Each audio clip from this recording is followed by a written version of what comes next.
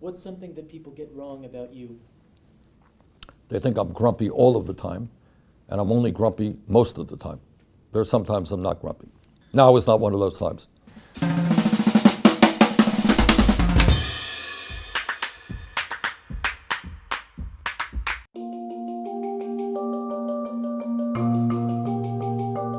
I think I pay more attention now, not only to issues of extraordinary level of income and wealth inequality in general. And I didn't break it down to look at the racial disparities. The average black family owns 1/10 the wealth of the average white family. You look at educational disparities. African American kids leaving school much more deeply in debt than white kids. I look now at disparity, racial disparity within the broad context of disparities in this country. We've got to focus on both.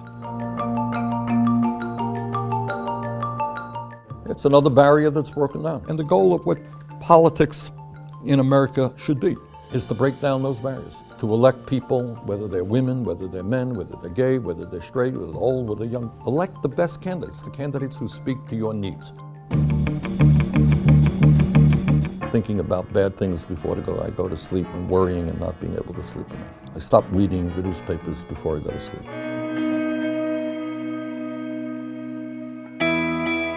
I work with actually Congressman Jim Clyburn of South Carolina to get into the Affordable Care Act a $12 billion increase in funding. That's a lot of money to expand community health centers. Community health centers provide not only primary health care, but dental care, mental health counseling, and low-cost prescription drugs. 9 million people now have access to health care as a result of that legislation. So that's somewhat more than one person.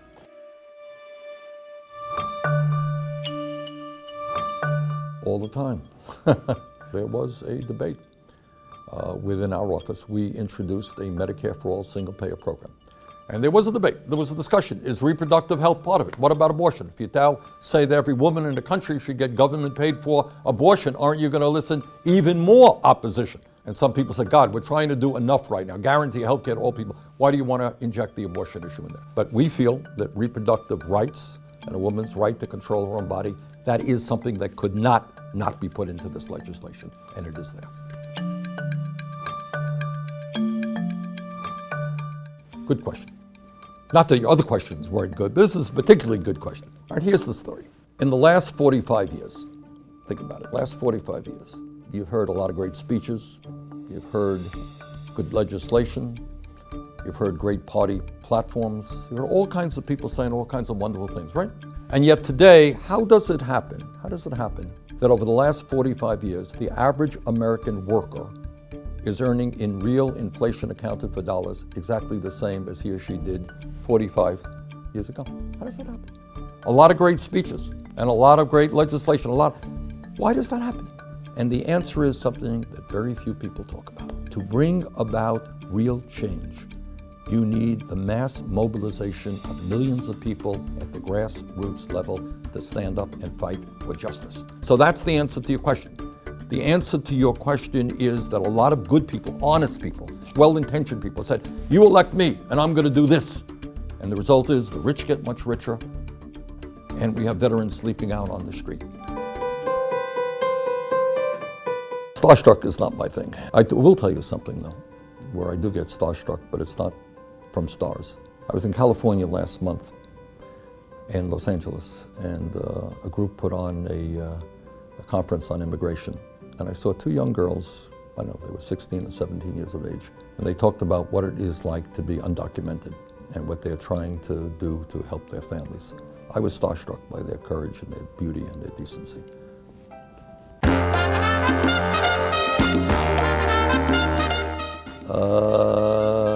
I will let Hollywood decide on that. I don't get enough. I'd like to get 8 hours, but What's typical?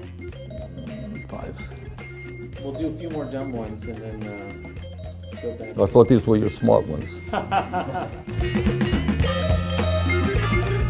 Like everybody else that I know, almost everybody else, I use my share of vulgarity, but I try not to use it in front of a TV camera.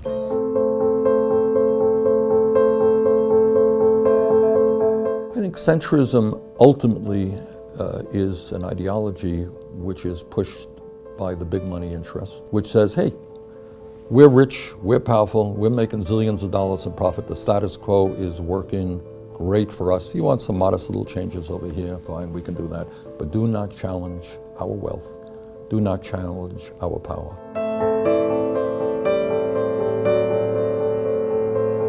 Being Jewish, I get hit every now and then with anti-Semitism. You respond with anger, and you respond by appreciating what it is, to understand that there are people, in the African American community, in the Latino community, in the gay community, women, who are discriminated against every day.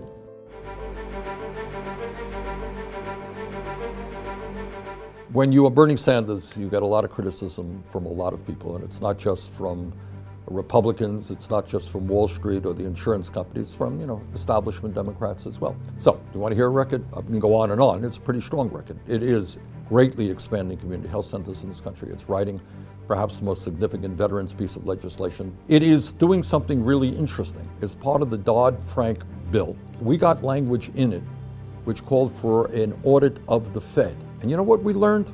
When people talk about the Wall Street bailout, what we discovered is that we're $14 trillion of almost zero interest loans going to not only major banks in America, but corporations as well, and central banks all over the world. That is a massive giveaway. That amendment reminds people of the degree to which the United States Congress and the Fed bailed out the wealthiest people and the largest corporations in America. A very important amendment. My first paying job was delivering newspapers in Brooklyn.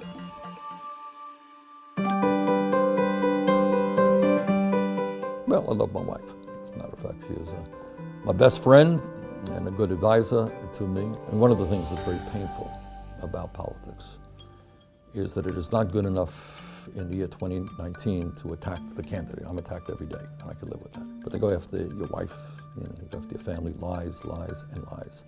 And that hurts me. And I apologize to her, and I feel badly that she has to get dragged into this crap.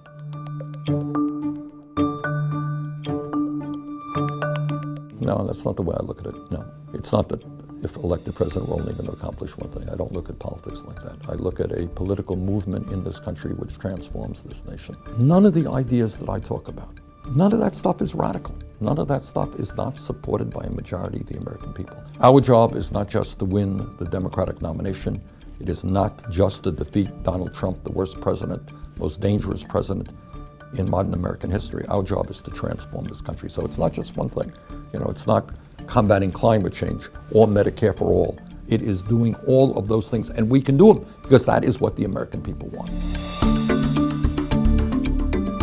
No, the history of real change in America, whether it is the civil rights movement, the labor movement, the women's movement, the gay movement, it never came down from a member of Congress or a president saying, you know what, I think that gay people have the right to be married. Hey, that's a great idea. Let's write that bill. That's not the way it happened. Or I think that we should end segregation in America and African Americans should have the right to vote in Mississippi. It doesn't happen that way. It is absurd that so few have so much and so many have so little. So to me, that's the way I look at politics, that's the way I look at change, and that's what we're trying to bring about.